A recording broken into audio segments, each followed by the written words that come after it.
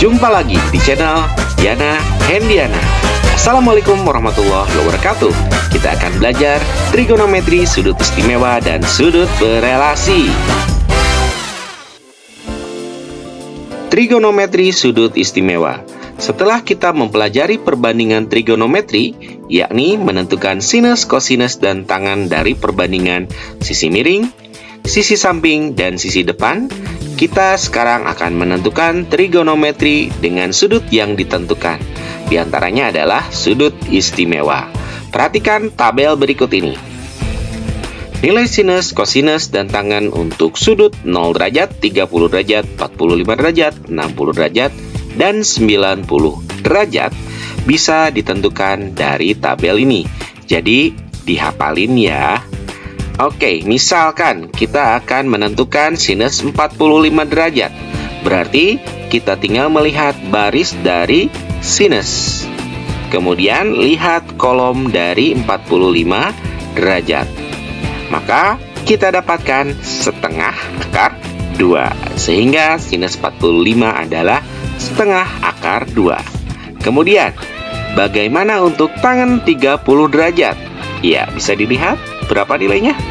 Betul sekali, nilainya adalah 1/3 akar 3. Satu lagi, kosinus 90 derajat, berapa nilainya? Ya, nilainya adalah 0. Lalu, berapakah sinus 135 derajat? Nggak ada di tabel ya. Kemudian, berapa kosinus 240 derajat? Atau berapa tangan 330 derajat? Semua pertanyaan ini bisa kita jawab setelah kita mempelajari bagian berikutnya, yakni trigonometri sudut berelasi. Seperti kita ketahui, satu putaran penuh lingkaran memiliki sudut sebesar 360 derajat. Jika 360 derajat ini kita bagi menjadi 4 daerah sama besar, maka masing-masing akan memiliki sudut 90 derajat. Nah, masing-masing dari bagian ini kita namakan dengan kuadran. Dengan demikian, sudut 0 derajat sampai sudut 90 derajat dinamakan sebagai kuadran 1. Kemudian, sudut 90 derajat sampai 180 derajat dinamakan sebagai kuadran 2. Dilanjutkan 180 sampai 270 derajat. Ini adalah kuadran ke-3. Dan yang terakhir dari 270 sampai 360 derajat, ini adalah kuadran ke-4. Masing-masing kuadran memiliki aturan yang berlaku. Aturan tersebut diantaranya adalah aturan tanda plus minus untuk trigonometri, dan yang berikutnya adalah aturan sudut berelasi. Untuk aturan tanda plus minus pada trigonometri, di kuadran 1 berlaku semua trigonometri bernilai plus. Ini tentunya sesuai dengan tabel sudut istimewa yang sebelumnya sudah kita pelajari. Untuk kuadran 2, hanya nilai sinus yang positif. Artinya, nilai kosinus dan nilai tangan bernilai negatif. Begitu juga dengan kebalikannya ya. Berarti hanya nilai kosekan yang positif. Untuk nilai sekan dan kotangan bernilai negatif. Untuk kuadran ketiga, yang positif hanya tangan saja, yang berarti untuk kosinus dan sinusnya adalah negatif. Untuk kuadran keempat, hanya nilai kosinus yang positif, yang berarti nilai sinus dan nilai tangan adalah negatif. Yang berikutnya adalah aturan sudut berelasi. Tentunya di kuadran pertama ini kita anggap sebagai alfa yang dijadikan patokan, yaitu 0 derajat, 30 derajat, 45 derajat, 60 derajat, dan 90 derajat.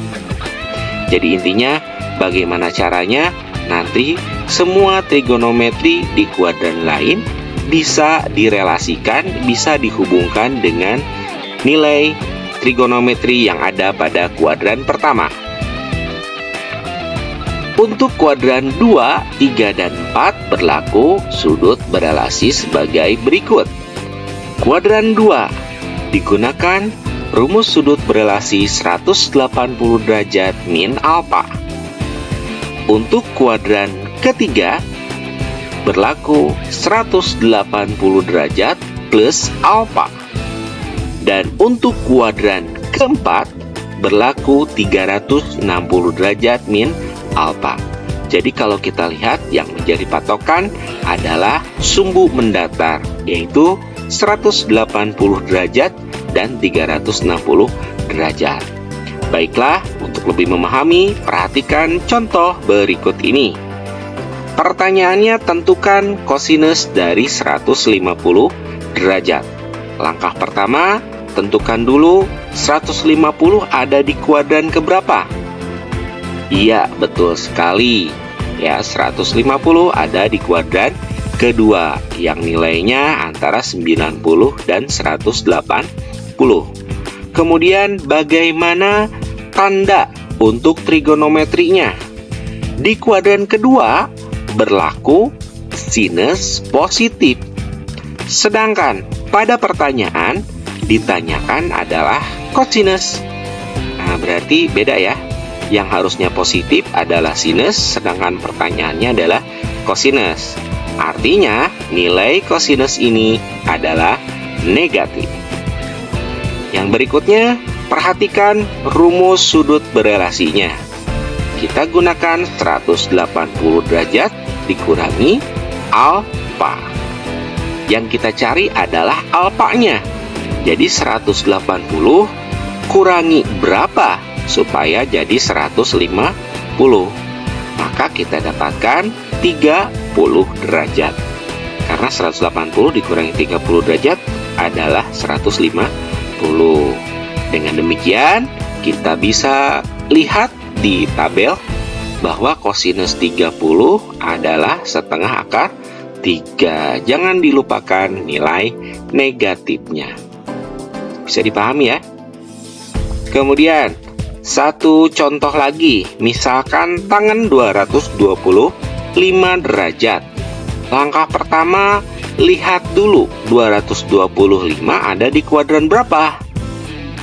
Iya, betul sekali. 225 ada pada kuadran ketiga, di mana 225 ini ada di antara 180 dan 270 derajat.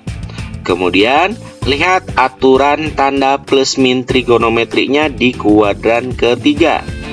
Ternyata nilai tangen yang positif. Sedangkan di pertanyaan ternyata juga sama, yaitu tangen ya. Sehingga nilai tangennya adalah positif. Ya, karena sama. Kemudian untuk rumus sudutnya yang digunakan karena dia ada di kuadran ketiga, berarti 180 derajat plus alfa. Sehingga kita cari lagi alfanya berapa? 180 tambah berapa supaya jadi 225. Sehingga didapatkan 45 derajat. Tinggal kita lihat saja di tabel tangan 45 derajat. Maka hasilnya adalah 1. Jadi jawabannya tangan 225 adalah plus 1. Mudah bukan? Dengan demikian, ketiga trigonometri yang tadi sempat ditanyakan pasti bisa kalian hitung. Coba dihitung ya. Oke, selamat belajar. Assalamualaikum warahmatullahi wabarakatuh.